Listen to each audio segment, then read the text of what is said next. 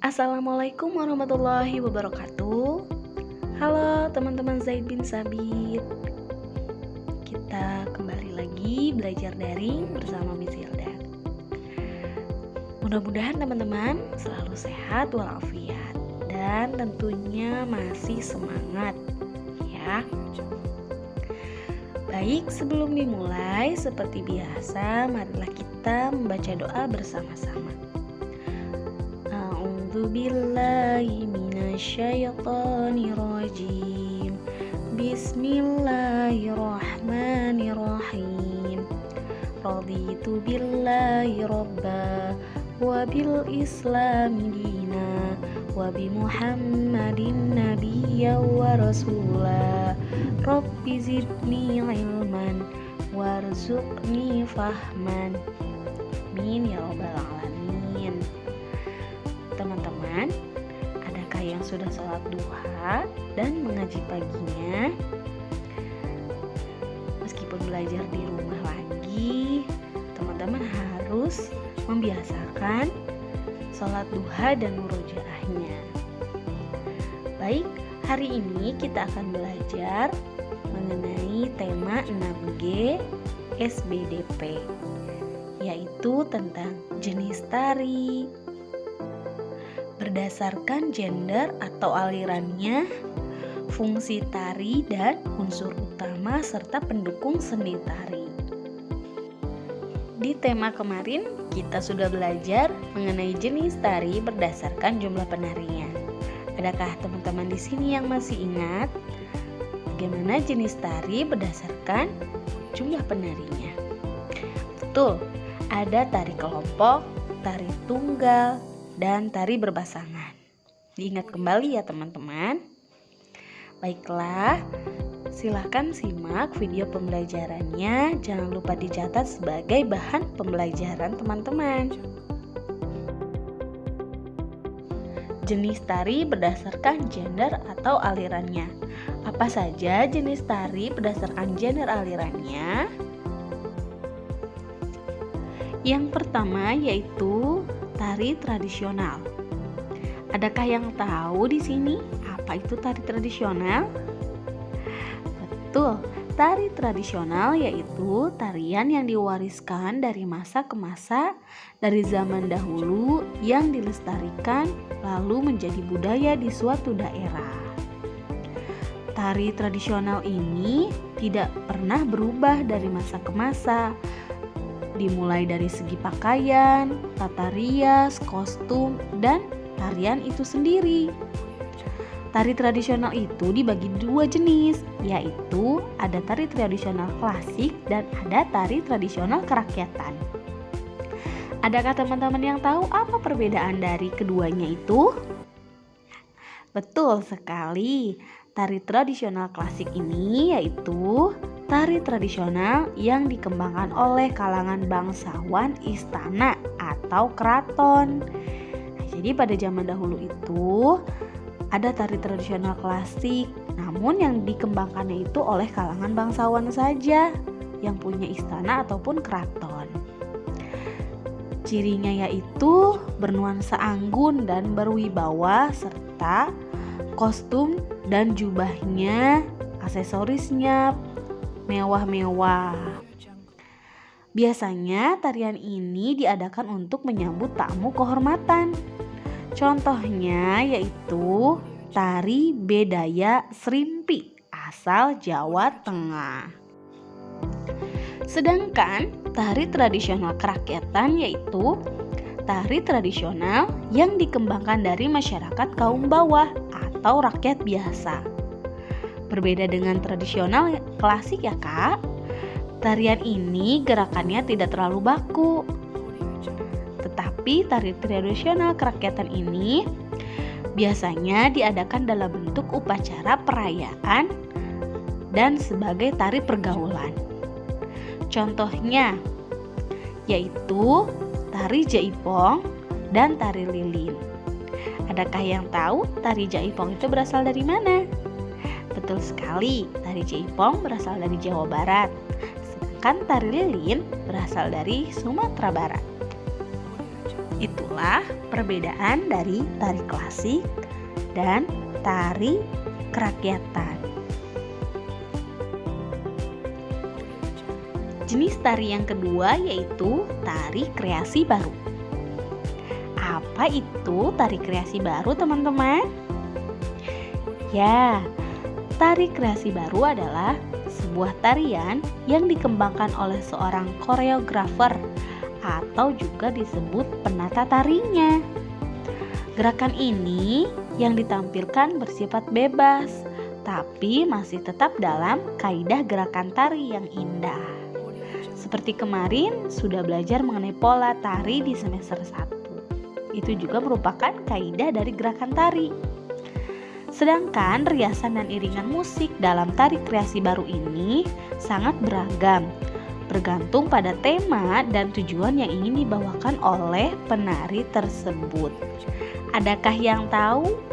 Satu saja contoh tari kreasi baru. Ya, contohnya yaitu tari merak yang berasal dari mana, teman-teman? Betul, tari merak berasal dari Jawa Barat. Tari merak ini merupakan contoh tari kreasi baru. Selanjutnya yaitu ada tari kontemporer. Apa itu tari kontemporer, teman-teman? Tari kontemporer merupakan tarian yang menggunakan gerakan-gerakan yang bersifat simbolik, unik, dan mengandung pesan tertentu di dalamnya. Irama musik yang digunakan ini tidak biasa, mulai dari musik sederhana, orkestra, sampai musik yang diambil dari teknologi musik digital. Sedangkan riasan wajah dan kostum dari tarian ini juga terbilang aneh sesuai dengan tema yang dibawakannya. Contoh dari tari kontemporer ini adalah tari yapong yang berasal dari Betawi.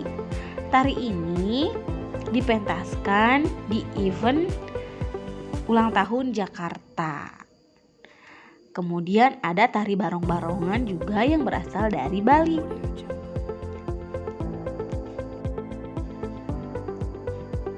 Ada fungsi tari. Fungsi tari ada 5, yaitu sebagai seni pertunjukan, di mana tari sebagai pertunjukan yaitu yang disiapkan untuk suatu acara dan dipentaskan. Jadi tari pertunjukan ini dipersiapkan dengan baik sehingga indah dan menarik untuk ditonton. Sedangkan tari sebagai upacara yaitu tarian yang dilakukan hanya pada upacara adat maupun upacara yang bernuansa keagamaan seperti di Bali.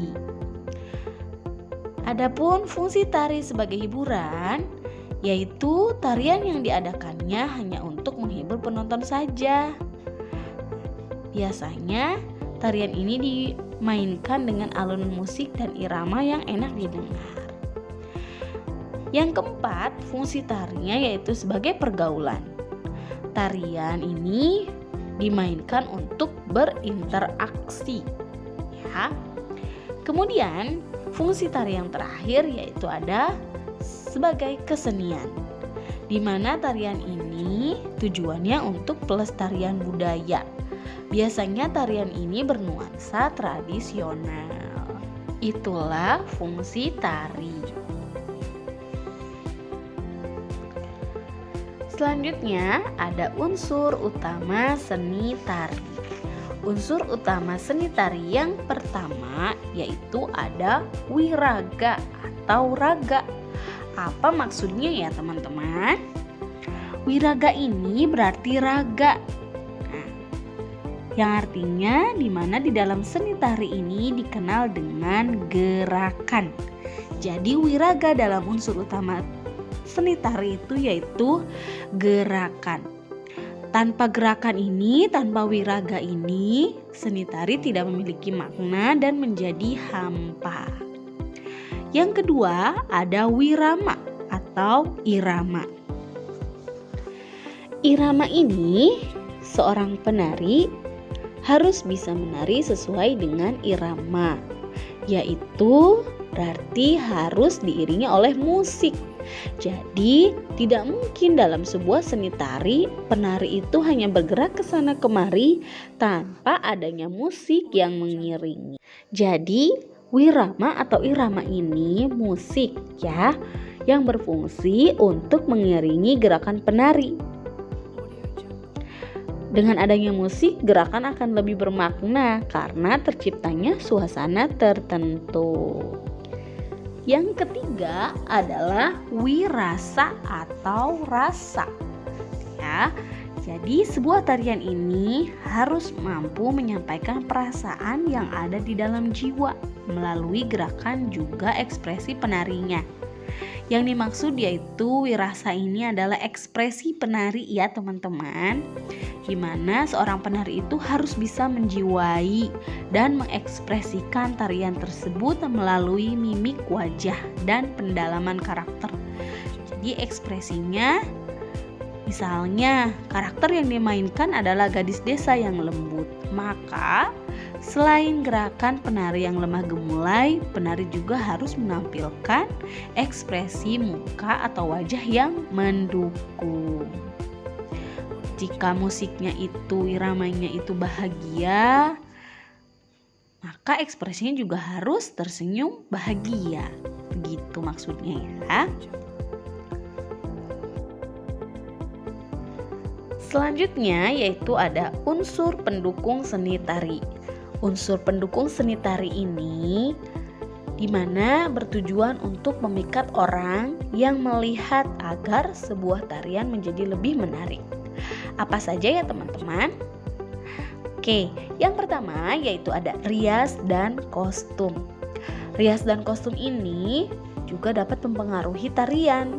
Semakin bagus rias dan kostum penari, ya tentunya penonton juga akan semakin tertarik untuk menyaksikan tarian. Kemudian ada pola lantai. Tarian ini akan indah apabila penari dapat menguasai pola lantai. Seperti yang sudah kita pelajari kemarin. Dan tidak mungkin juga penari itu hanya berdiam diri di satu tempat.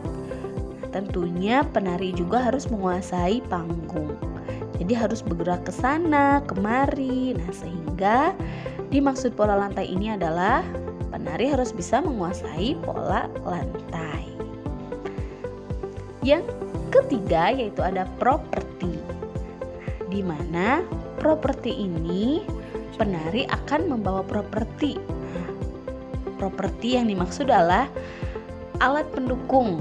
Alat pendukungnya seperti selendang, piring, payung, dan lilin. Seperti di tari piring, berarti penari membawa piring. Itu adalah properti penari, ya. Yang dimaksudkan membawa properti ini yaitu untuk mendukung keindahan tarian. Baiklah teman-teman, ini ada tugas untuk SBDP. Carilah di berbagai sumber, boleh di internet, contoh-contoh tari tradisional, kemudian tari kreasi baru dan tari kontemporer. Masing-masing 5. Jadi contoh tari tradisional itu apa saja? Berikan contohnya 5. Kemudian contoh tari kreasi baru juga 5. Dan contoh kontemporer juga 5. Kemudian tuliskan hasilnya di buku paket halaman 93. Jadi di situ sudah ada tabel-tabelnya. Teman-teman tinggal menuliskannya saja. Jika ada yang belum paham mengenai tugasnya, silahkan boleh japri Miss Hilda ya. Alhamdulillah pembelajaran hari ini sudah selesai. Terima kasih teman-teman sudah menyimak video pembelajaran hari ini. Jangan lupa dikerjakan tugasnya. Jika sudah selesai, boleh dikirim melalui WA ataupun GCR. Tetap semangat ya teman-teman. Adapun kesimpulan untuk pembelajaran hari ini yaitu sebuah tarian harus didasari oleh dua unsur, yaitu ada unsur utama dan unsur pendukung tadi. Dimana jika suatu tarian tidak ada dua unsur tersebut, maka tarian itu tidak akan berjalan dengan baik. Ya. Baiklah teman-teman, jika ada yang belum paham, boleh bertanya kepada Miss Hilda. Jangan lupa untuk membaca buku paketnya. Di sana juga terdapat pembelajaran mengenai unsur-unsur tari dan juga jenis tari yang kita pelajari hari ini, agar pengetahuan teman-teman semakin bertambah. Tetap semangat terus ya teman-teman. Marilah kita tutup pembelajaran hari ini dengan membaca doa penutup majelis. Subhanaka Allahumma wa bihamdika asyhadu alla ilaha illa anta astaghfiruka wa atubu ilaik. Jaga kesehatan ya teman-teman. Wassalamualaikum warahmatullahi wabarakatuh.